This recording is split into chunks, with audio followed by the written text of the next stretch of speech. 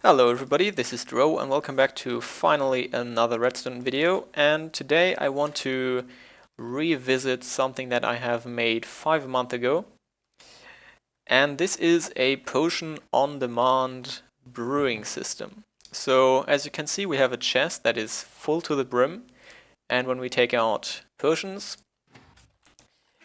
when this hopper is empty, then it'll start brewing a whole batch again. So you pretty much always have a potion at hand if you need it. Now, what you can do with that, a pretty neat application for that is if you have splash potions of swiftness here in a dispenser and walk along, then you get the effect. And you can also do that with every other type of potion. For example, fire resistance and the nether is also a good idea. And yeah, so let's get rid of the particles.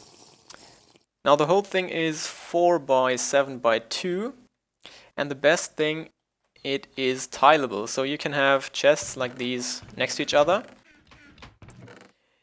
And one word before we start the tutorial, the logic is not by me. The logic has been actually made by Azuma, Void and Ease, and I'll link you both their channels in the description. And what they've come up with is this. Fun fact, it was pretty much 2 days after I uploaded my version, my first one. So yeah, let's get on with the tutorial. So you want to start off by placing a chest 1 block above the ground, a hopper facing into that, a hopper facing into that one, then a brewing stand on top and another hopper on top of that one. Out of the top hopper you want to grab a signal with a comparator. That will go into this redstone dust right there, and this is just a visual glitch in the snapshot. It's actually connected this way if you wonder. And this will go into a torch, and below the torch and the redstone dust you want to have 2 hoppers facing each other with 53 ferns in them, and out of that you want to have a comparator going into this middle hopper right here, and also on the other side you want to have a repeater going out of the torch into a hopper that is right here, and this is where your water bottles will go in the end. Now down here you want to grab a signal out of that bottom hopper with a comparator and also run that into a redstone dust with a torch on the side.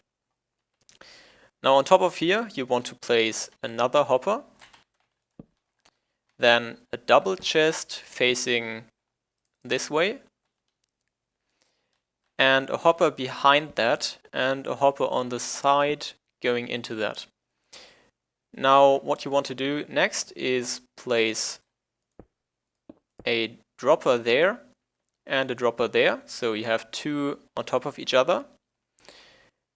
And also you want to have that's a bit tricky to place, a hopper going upwards here under this last hopper, and a dropper going into it on the side as well. So now what you want to do is grab some other blocks and place a sticky piston on top of that torch with 2 slime blocks on top and then a redstone block. This should click now. And then between these 2 droppers you want to place a slab with a comparator facing into this direction. Now on top of this hopper right here you want to place a rail with a minecart with chest on top. And let's quickly grab some water bottles. There we go. Let's just fill them in there.